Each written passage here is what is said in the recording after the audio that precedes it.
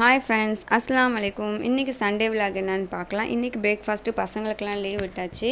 எனக்கு வந்து சத்து மாவு கஞ்சும் வாழைப்பழமும் சாப்பிட்டு இன்றைக்கி பிரேக்ஃபாஸ்ட்டு முடிச்சாச்சு. ஏன்னா டிஃபன் ரெடி பண்ணி வச்சாலும் இந்த பசங்க சாப்பிட மாட்டாங்க, வேஸ்ட்டாக தான் போகும். அதனால் எனக்கு மட்டும் நான் ரெடி பண்ணி சாப்பிட்டுட்டு சாட்டர்டே அன்னைக்கு சாயங்காலம் காய்கறிலாம் வாங்கிட்டு வந்து இருந்துச்சு. எனக்கு கொஞ்சம் ஈவினிங் வேலை இருந்ததுனால நான் கொத்தமல்லி புதினா மட்டும் ஃப்ரிட்ஜில் எடுத்து வச்சுட்டு காலையில் எடுத்துக்கலான்னு சொல்லிட்டு வச்சுட்டேன். அதனால் சரி டிஃபன் வேலை சாப்பிட்டுட்டு க்ளீன் பண்ணி எல்லாத்தையும் எடுத்து வச்சிடலான்னு சொல்லிட்டு காய்கறிலாம் எடுத்து வச்சாச்சு. எடுத்து வச்சுட்டு மறுநாள் காலைல டிஃபனுக்காக சரி காலையிலே ஊற போட்டுடலாம், ராகி இட்லி போடலான்னு சொல்லிட்டு ராகி இட்லி 1 கப்பு ராகி, 1 கப்பு அரிசி, அரை கப்பு உளுந்து, 1 டீஸ்பூனு வெந்தயம் இதெல்லாம் மிக்ஸ் பண்ணி நல்லா வாஷ் பண்ணிவிட்டு ஊற வச்சிடும். சரி ஊற வச்சிட்டா ஈவினிங் அரைச்சிக்கலான்ட்டு ஒரு பக்கம் வச்சுட்டேன். சாதமும் ஒரு பக்கம் களைஞ்சி வச்சாச்சு, அது ஒரு பக்கம் வெந்துட்டுருக்கு. வந்து முட்டையும் ஒரு பக்கம் பாயில் ஆகிட்டுருக்கு, ஏன்னா ஃப்ரை பண்ணிக்கலான்ட்டு பாயில் பண்ணி அது பண்ணிவிட்டு இன்றைக்கி தேங்காய் பால் ஆனோன்னு சொல்லுவாங்க, தேங்காய் பால் குழம்பு. இது நல்லா டேஸ்ட்டாக இருக்கும், ஏன்னா வயிற்று புண்ணுக்கெலாம் ரொம்ப நல்லது இது. அதனால் சரி இந்த ரெசிபி, ஏன்னா சின்ன பையன் வந்து அவருக்கு ஃப்ரெண்டுக்கு பர்த்டே இருக்கிறதுனால அவங்க கொஞ்சம் அங்கே வெளில போயிட்டார் விருந்துக்கு.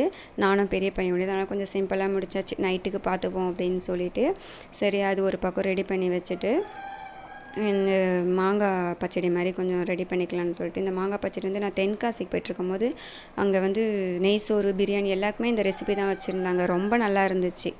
இந்த ரெசிபி வந்து இன்ஷால்லா ஒரு நாளைக்கு நான் வீடியோவில் போடுறேன். ரொம்ப டேஸ்ட்டாகவும் இருந்துச்சு. சரி அது ஒரு பக்கம் ரெடி பண்ணியாச்சு. ரெடி பண்ணிவிட்டு முட்டையும் மசாலா தடவி ஃப்ரை பண்ணி வச்சுட்டு இந்த தேங்காய் பால் கொதித்த உடனே ஆஃப் பண்ணிவிட்டு உடனே நம்ம தேங்காய் பால் போட முடியாது, ஒரு 2 மினிட்ஸ் ஆற வைக்கணும். ஆற வச்சுட்டு தான் தேங்காய் பால் சேர்க்கணும், இல்லைனா தேங்காய் பால் உடஞ்சிரும். இப்போ தேங்காய் பால் சேர்த்தாச்சு. இது ரொம்ப டேஸ்ட்டாக இருக்குங்க, ஏற்கனவே ஒரு வீடியோவில் போட்டிருக்கேன் இந்த ரெசிபி. சரி இதெல்லாம் செஞ்சு வச்சுட்டு அப்புறம் க்ளீன் பண்ணி விட்டுட்டு சரி லன்ச்சு சாப்பிட்லான்னு சொல்லிட்டு லன்ச்சு சாப்பிட்டாச்சு. சாதம், பச்சடி, முட்டை பாயிலு டேஸ்ட்டாகவே இருந்துச்சு. சாப்பிட்டு முடிச்சுட்டு ஈவினிங் துணிலாம் இருந்துச்சு, கொஞ்சம் மடித்து வச்சிடலான்ட்டு.